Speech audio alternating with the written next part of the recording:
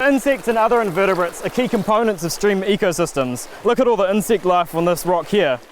They graze algae, and when we pump insecticides onto farms and they end up in the streams during rain events, we lose insects, which means rivers in New Zealand are less clean. This system behind me here takes water from the Kauru River and pumps it into 128 experimental streams in order to test temperature effects, pesticides and flow velocity on the stream communities.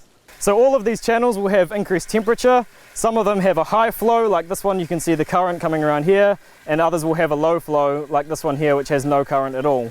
The pesticide will be added through these drippers in low levels, medium levels and high levels. This will now be the 10th experiment that we have done in this setup, and that body of research that we have accumulated with this setup, it is fair to say it is world leading. Because we can manipulate up to 4 different factors, and we often, mainly they're factors related to agriculture, like nutrient enrichment, or you get sedimentation, or you get reduced flow.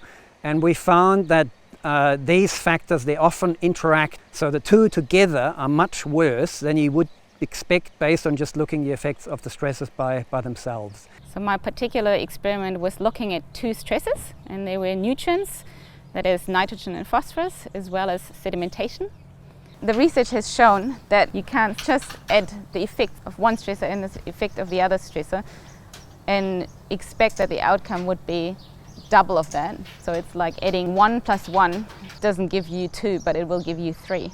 We showed that these interactions exist and are important, and we also showed this in a highly realistic setting, and that is what hardly anyone even now has done, because the other experiments are mainly far more like a lab environment, and where you cannot simulate the processes that are happening in the stream anywhere near as well. Well, I'm here as part of my PhD, so I'm learning how to operate the X-Stream system with the aim to build a similar one in China for my own research. The first one is here in New Zealand, and then we have another system in the collaboration in Germany, and then a third one has been established in Ireland. And next year there will be a new system, a 4th one in China, and also a 5th one in Japan.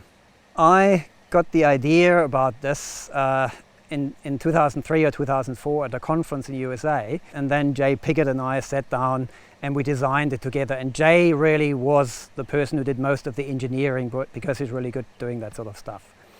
Streams are subject to a variety of effects from agricultural and urban environments, and in this case temperature through global warming, climate change, pesticide use through agriculture and flow velocity through irrigation will all be occurring together, and therefore we need to know how they effects occur individually and in combination. So this is the only experiment in the world that has tested the combined effects of increased temperature and the world's most widely used insecticide on stream ecosystems. It's highly controlled, statistically highly powerful, and it's still surprisingly realistic. So it's that combination of the 3 things that makes it a rare and unique thing. Who knows in how many countries research like that will be done, say, in 5 or 10 years' time.